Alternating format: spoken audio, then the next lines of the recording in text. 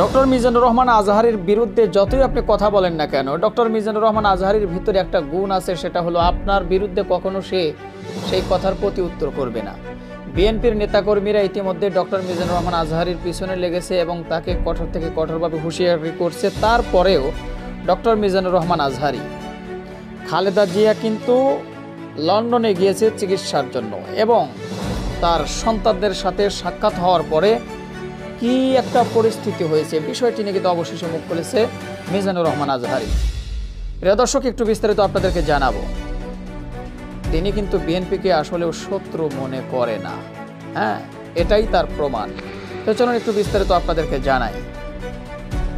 7 বছর পর মা ছেলের সাক্ষাৎ, এ নিয়ে স্ট্যাটাস দিয়েছেন ডক্টর মিজানুর রহমান আজহারী। চিকিৎসার জন্য লন্ডনে পৌঁছেছেন বিএনপির চেয়ারপারসন খালেদা জিয়া।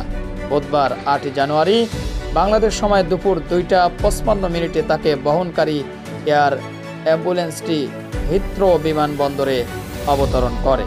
দীর্ঘ 7 বছর পর মায়ের সঙ্গে তারেক রহমানের সাক্ষাৎ হয়েছে।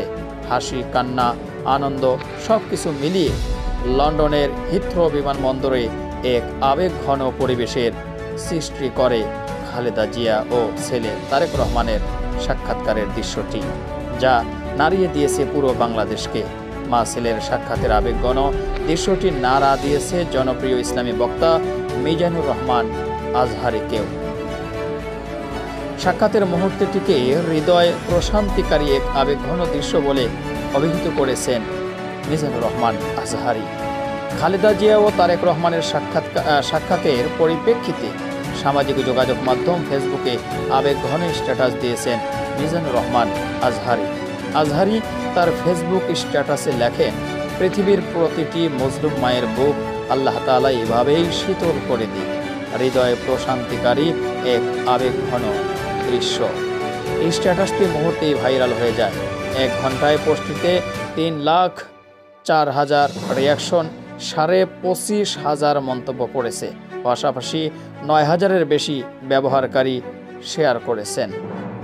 প্রিয় দর্শক শ্রোতা, আপনারা সকলেই জানেন ডক্টর মিজানুর রহমান আজহারী যশোরের মাহফিলে একটা বক্তব্য দিয়েছিল যে এক দল খেয়ে গেছে এবং অন্য দল খাওয়ার জন্য রেডি হয়ে আছে। এবং এই বক্তব্যটি দেওয়ার পর থেকে কিন্তু ডক্টর মিজানুর রহমান আজহারীর বিরুদ্ধে একের পর এক বিএনপির নেতাকর্মীরা তাকে হুঁশিয়ারি চারণ করেছে, একের পর এক তাকে হুঁশিয়ারি দিয়েছে। কিন্তু এ নিয়ে কিন্তু ডক্টর মিজানুর রহমান আজহারীর কোনো প্রতিক্রিয়া দেখা যায়নি। অনেকভাবে অনেক লোকই কিন্তু ডক্টর মিজানুর রহমান আজহারীর বিরুদ্ধে কথা বলে, তার অগোচরে তাকে নিয়ে নানান আলোচনা করে।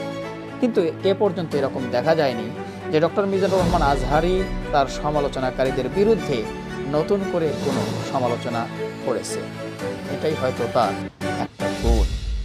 প্রিয় দর্শক, যাই হোক, বিস্তারিত আপনারা জানলে অবশ্যই আপনাদের মূল্যবান মতামত জানাবেন।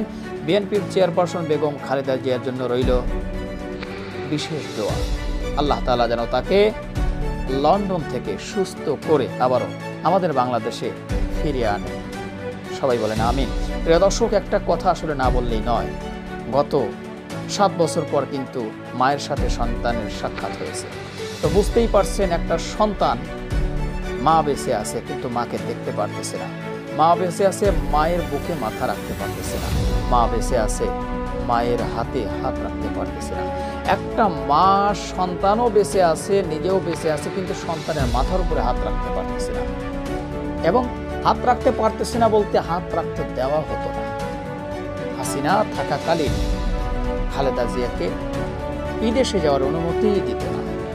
এত বছর পর যে একজন মা ছেলের সাক্ষাৎ হয়, কতটা আনন্দ লাগতে পারে সেটা কাউকে বলে বোঝাতে হবে না। তো যাই হোক, প্রিয় দর্শক, তার জন্য শুভকামনা, দোয়া রইল মা ছেলের জন্য এবং খালেদা জিয়া সুস্থ হয়ে আবার বাংলাদেশে ফিরে আসে। তো ভিডিওটি ছিল পর্যন্ত। ভিডিওটি পারলে শেয়ার করে দেবেন। আর ডক্টর মিজানুর রহমান আজহারী সম্পর্কে কিছু বলার থাকলে অবশ্যই কমেন্ট বক্সে জানাবেন। আর আমাদের এই পেজ নাসির অফিসিয়াল ফলো করবেন। যারা করেছেন তাদের ধন্যবাদ। ভালো থাকবেন। আল্লাহ হাফেজ।